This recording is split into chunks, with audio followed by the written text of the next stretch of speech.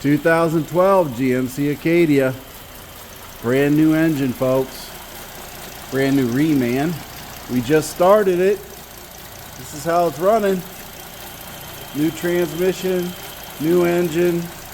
Everything in that aspect is new. We still got to put it the rest of the way together. We got to check engine light. We're going to see what sensor we missed or whatever the case is. But yeah, it took a few cranks to get that fuel pressure up, but once it got there, started, and it's running quiet. So hey, not going to recommend this for everybody, but it is done and it is running.